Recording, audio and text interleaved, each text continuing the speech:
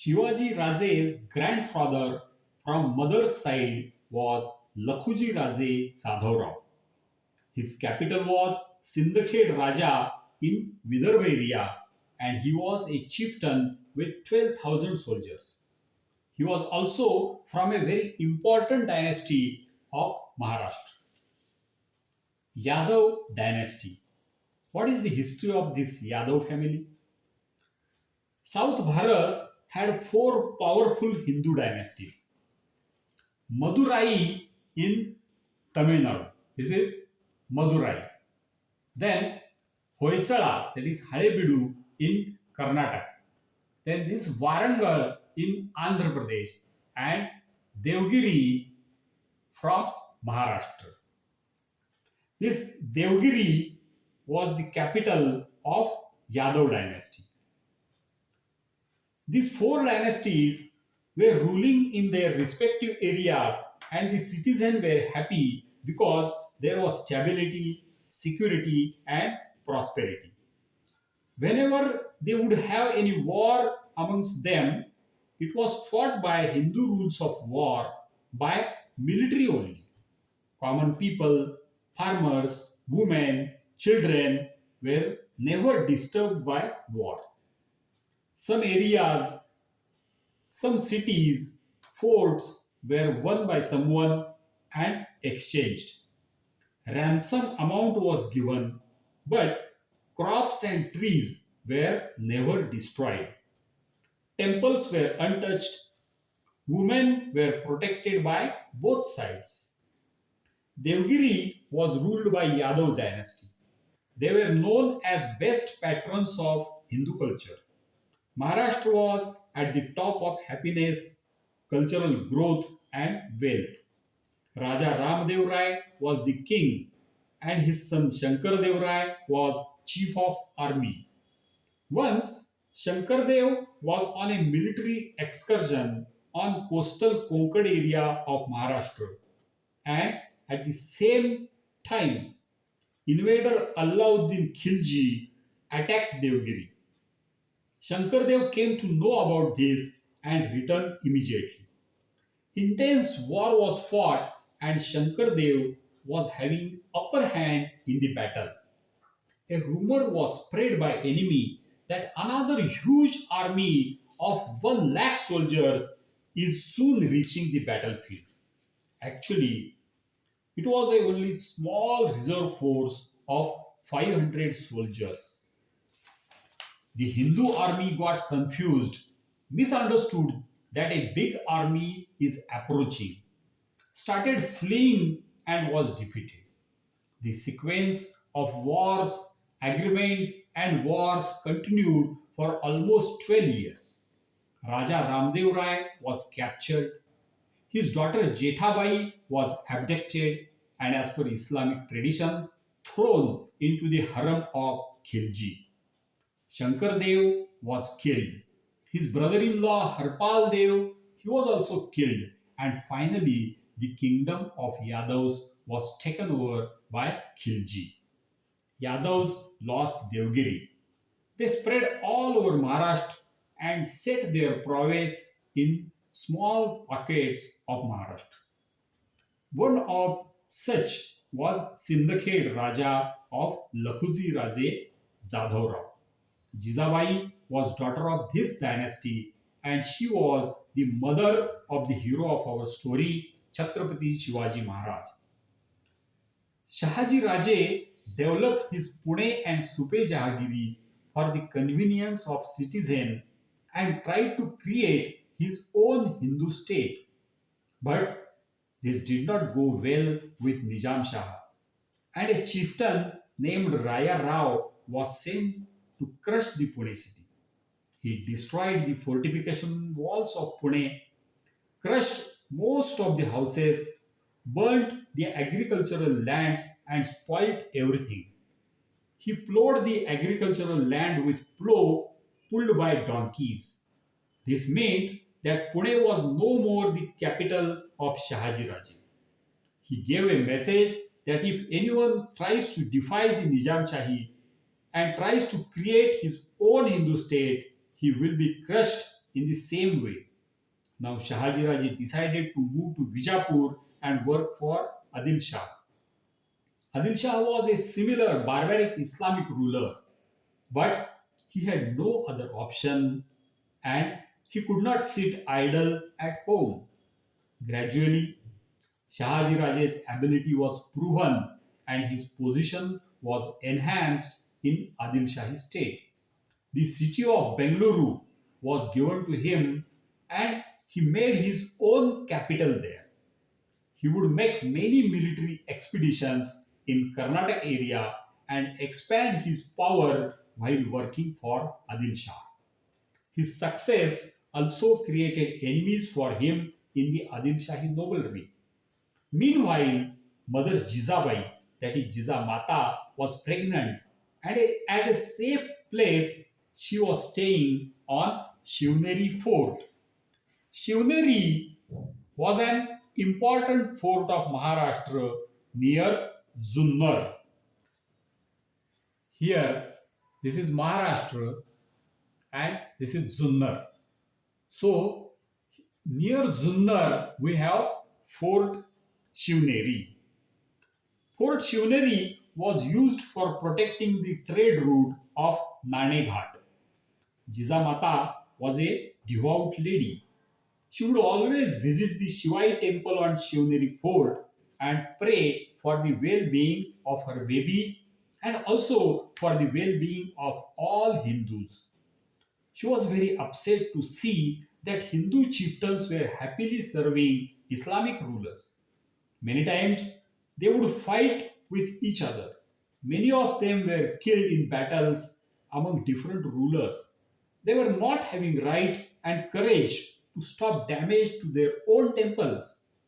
They were surviving on salaries and gifts, but no one was trying to resist foreigners and create their own Hindu empire. Her own brother and father were killed by Nizam Shah. This was done because of mere suspicion of revolt and conspiracy of other noblemen. Every day, holy cows were being slaughtered. Young women were abducted and sent to Arab countries. Youngsters were captured and sold as slaves to noblemen. Many of them were forcefully made eunuchs and kept as servants in huge harems of sultans. She narrated all this to Shivai Devi and prayed for a brave son like Sri Ram and Sri Krishna who will overcome all these difficulties and create their own state of Hindus. She prayed for a son who would protect holy cows, women, temples, and bring back lost glory of Hindu Dharma. She would tell her baby in her womb to be strong. Days passed and she gave birth to a baby boy who was healthy. She decided to name the boy after Shivai Devi and thus the name Shivaji was given. He was fondly called as Shivabaraje. On fifth day of birth, there is Hindu tradition that the tools which the baby is going to use in his life are worshipped. For Shivaraje, plow, sword, and rainbow and arrows and bow were worshipped. Jizamata would narrate stories from Ramayana and Mahabharata to little Shivaraje. She taught him to be brave like Bhimsen, achieve concentration skills like Arjun, be always successful like Arjun, always be on the side of Dharma like Dharmaraj Yudhishthir, be clever and a solution finder like Sri Krishna. She taught how they took lead and killed demonic persons like Kamsa, Jarasandha, Duryodhan, Narkasur. She also narrated the story of Kalayavan, in which Krishna was not able to defeat Kalayavan in war. Hence, he chose another way which was not considered right at that time. But Krishna did not think of others' opinions. He misguided Kalayavan to a cave in mountain and got him killed by a Rishi staying in that cave. Jarasandha was constantly attacking Mathura. Mathura was winning every time but had to face huge losses every time. Krishna used a different strategy and decided to move his capital far away to Dwarka. Due to this, he was called cowardice, but Krishna did not care about this. He implemented the decision which he thought was right. He explained why Duryodhan was killed.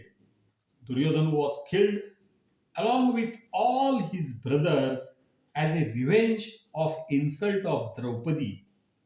This is the way by which women are to be protected. She told the story of Bharat and Ram and explained how brothers should love each other and be ready for sacrifice of things and for adjustments.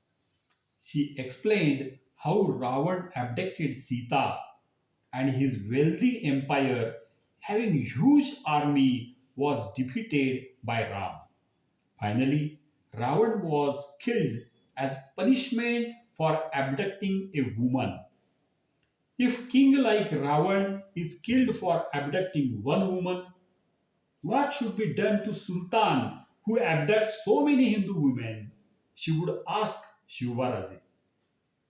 She also taught how Sri Ram built an army of common people while he was in exile, how he took care of his soldiers.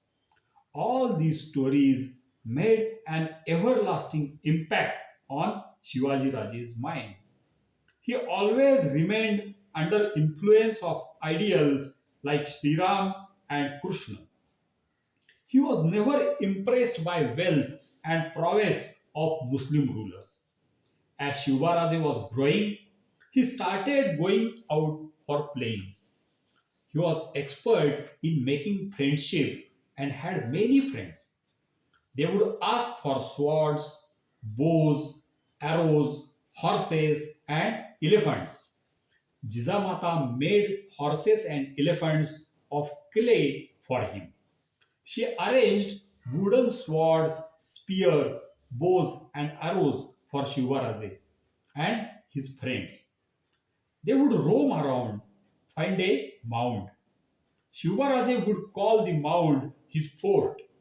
He would install his saffron flag there and challenge his opponents to capture.